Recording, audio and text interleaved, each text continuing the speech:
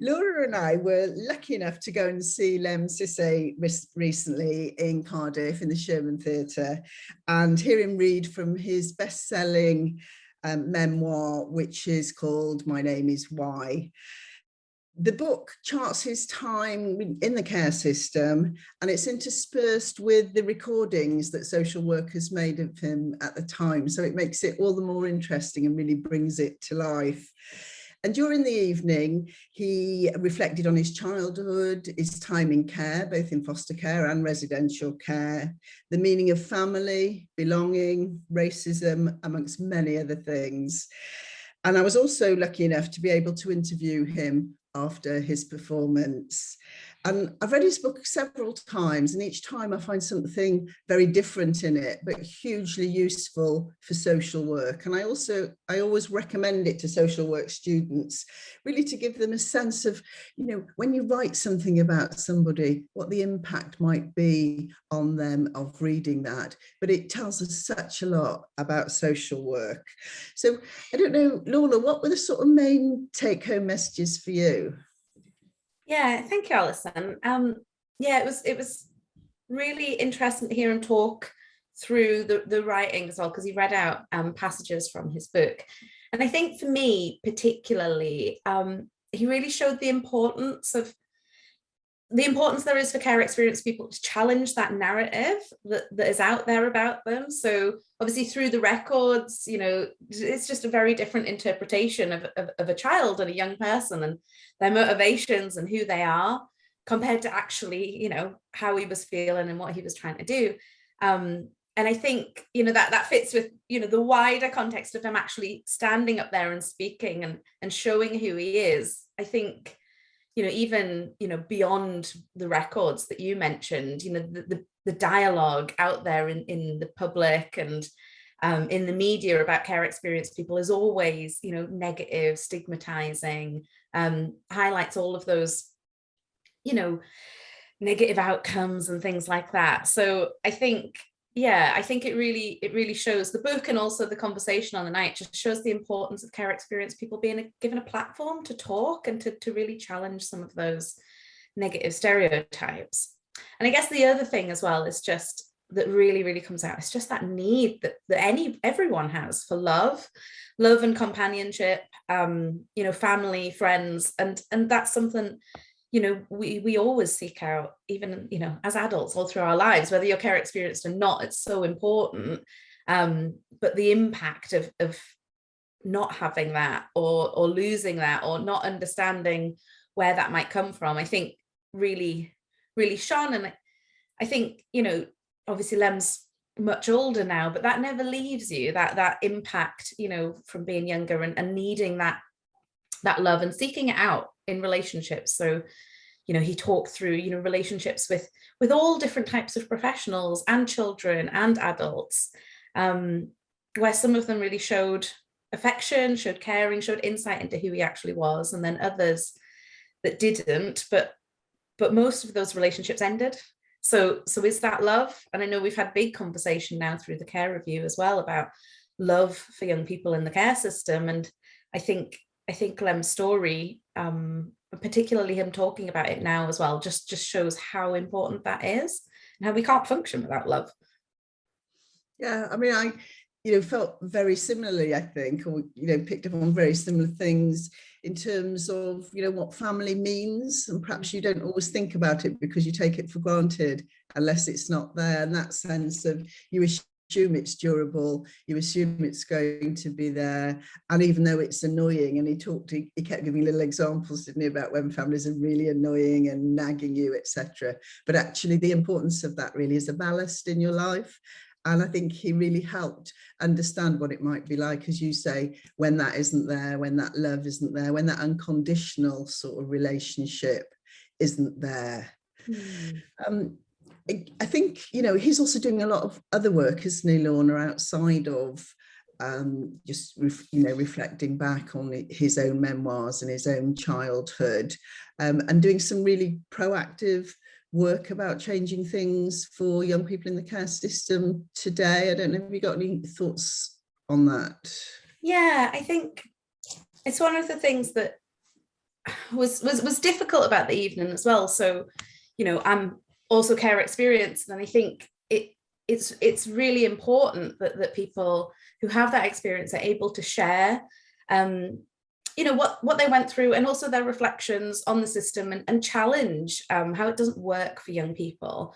But also it's really hard, and it's really hard on people. And I think, yeah, I think just the way that he shares his story through his writing and speaking is so brave, and it's so important to people growing up in the care system, but also as care experienced adults and the wider public. I've spoken to so many people who have been inspired because they've seen one of his poems on the side of a building, and then they've looked, and I think actually just being out there as an artist is really inspirational for young people who come after him, to see that, you know, we're not all of these negative statistics. We're also creative. We're also, you know, capable of amazing things. So I think just in and of himself, and the work that he's done through his writing is so inspirational for young people. But he's also taken that experience of needing that community and needing that support. And he's gone on and he's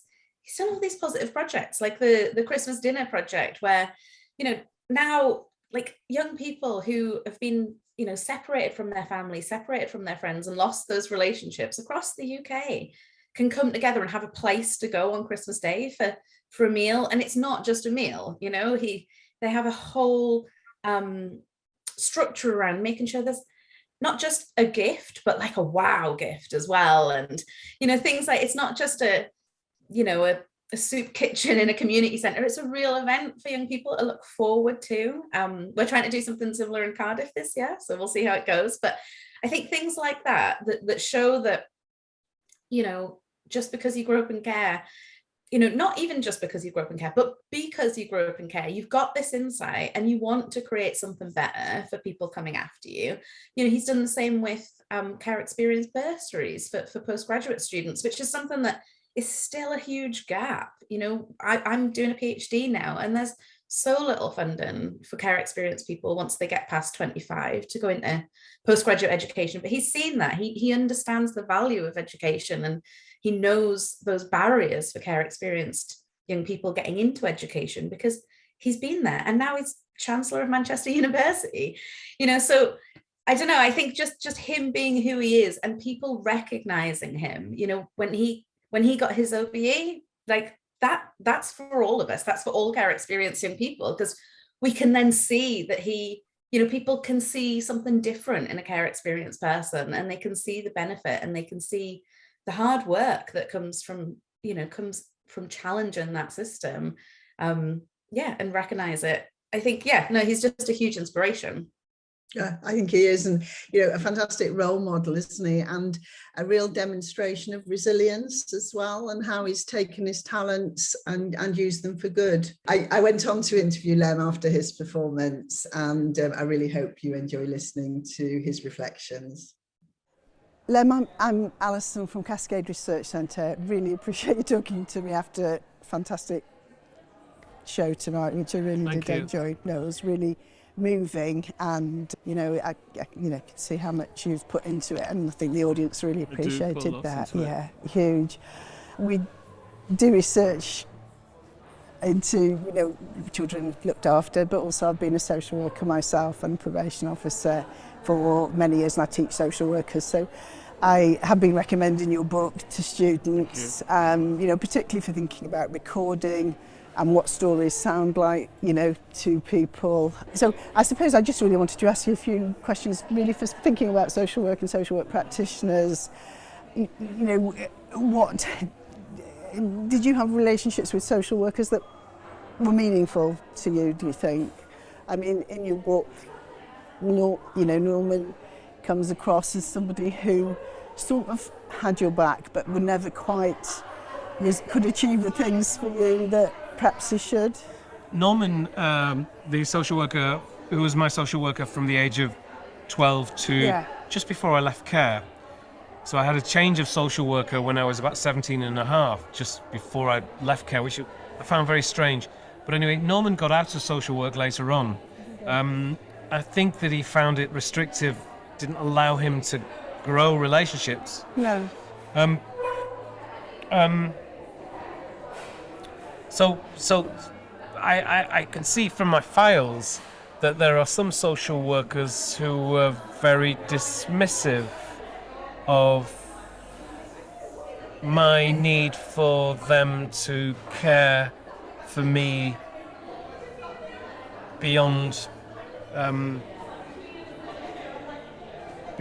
being the recorders of my development. So I didn't just need somebody to record my development, I needed somebody to believe in the direction that they wanted me to go in. It's a very big difference. One of those actions is somebody taking responsibility, and the other is somebody just recording as if they're watching you in a laboratory. It's not relational, is it? Which is what you were talking about tonight, really, which really sort of resonated with me about that relationality. I think social workers are actually are disallowed from some of their more instinctive need to form relationships. Absolutely, yeah. I mean, when children leave care, the social workers are often told, do not be in touch with the child, don't let them be in touch with you. And it's don't create dependence, so it's a sort of torture that a lot of social workers actually are harassed to deal with, and who are asked to emotionally carry this kind of difficult scenario. So there were social workers who were disassociating from me. And there was a couple of social workers who were actually trying to form a relationship with me and bridge between the institution of the care system and me.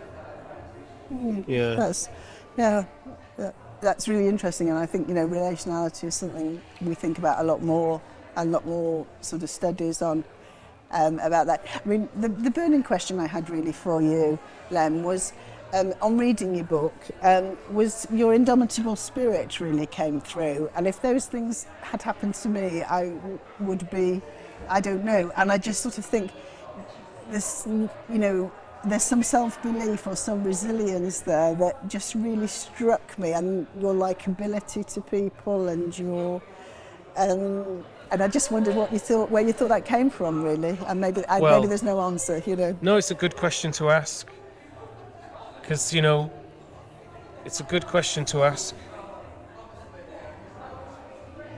and I think of like all the other kids who were in the children's home, and I think about likability and what is that? What does that look like? And that, a child who is traumatized can actually make behavior happen which is very unlikable. Is that child less deserving than the likable child? And I maybe I've got some survivor's guilt, because I had a way of, I was angry as well as a child, but I was also likable as well. That came across really, really strongly, that likability. But that was my natural instinct, was to draw out a person towards me. Magnetic, to be magnet-like, to draw people to me. Or to have them in awe at the spectacle of me. I mean, what a fantastic bit was really when the psychiatrist was sort of saying that to me, and just Lem sort of doesn't really agree with these tests, as in he sort of thinks psychometric testing is rubbish. And I thought, wow, that is amazing. How strong would you have to be to say that to a psychiatrist who, most people would really revere, and where did that come from that you could say that, really? So that was just my observations, really. It is also worth knowing that actually the psychiatrists in the book, they're actually really supportive of me. They were, both of them. Both of them were saying this is an independent spirit, and, absolutely. And this isn't somebody who's being vindictive or being blah, but there is a logic to his insights, and he may be flawed in being so rigid towards what he's seeing, but he's not wrong. No, You know, in so, fact, so they were quite taken by me, and that really, on both occasions, that really mattered to me. Even though, remember, I didn't know, and even though the people at the Yeah, you residential didn't know. place, they hated the fact that these psychiatrists were really loved me and Yeah. loved me as a case, because they were like, oh, this is fascinating. and you you know. know, they obviously saw you as intelligent, Yeah. as insightful. Yes. Um, But the men and- in the assessment centre, they would not have that. No. You know what I mean? No, I do, And, yeah. and you know, and also when I was in the children's home, I'm the one who got myself to a psychiatrist. You know, I'm Yeah. the one who told Yeah, my social worker, took it. I need you to Yes, do this because yeah. something's happening with me that I'm not. Yeah. Because all the logic. And that's quite insightful in itself, I though, know. isn't it? Yeah, it's really. Well, I don't know where that's from. No. I know that I didn't have any family, so there was nobody to blame. Weirdly, because my foster parents were like, I was persona non grata, Yeah. so I lost Yeah. everything. There was a lot of kids who were in the care system. They would run away to the parents that were causing them harm. Yeah. I didn't have anybody to run away to. So this meant that all of the energy that I might have used blaming somebody else, which I didn't in care, didn't blame my foster parents. No, you did. No. I was just lost because I was like, You were just I shocked actually said to my almost, social didn't worker, yes. I was in shock, just like your child would be. Like, I was just like, literally, I told my social worker, I don't want to be fostered because, but in my head, I didn't say this to him, but I thought they would come back for me. I never thought they would never come back. And so it was a very slow dawning while I was in care. By the way, getting closer to leaving care at 18, that I was like, I don't think they're coming back. I never thought that they wouldn't come back. No. Well, We never thought they wouldn't. When I was in when I left, I got a flat when I was 18. I had a fire when I was 18 as well, making chips in the fire. Next thing I knew, was this in Poets? Was corner, it Corner? Yeah. I was carried out by the fire engine people. I nearly died. Mad. They were the only people I called because I had nobody to call. I had no family. Yeah. Not Yeah. even the care home, not the social worker. It was my social worker who had gone then. So I called them, and they came round. They filled my fridge. See, they would visit me in care. They would visit me in my own flat. If they visited me in the children's home, it would be an admission to the horror that they put me into. Yeah. And I just have one last question, Yeah. and I really appreciate your time, Lem. Is if you had a message for your younger self now, what would it be? And I'm sure I'd be people have like- asked you that before. I'd be like, one day you'll be Chancellor of the University of Manchester and you'll be an OBE, and, you know. Wow. Yeah. What a fantastic role model. Yeah, but learn to realise that you didn't do it all on your own. It's all about other people.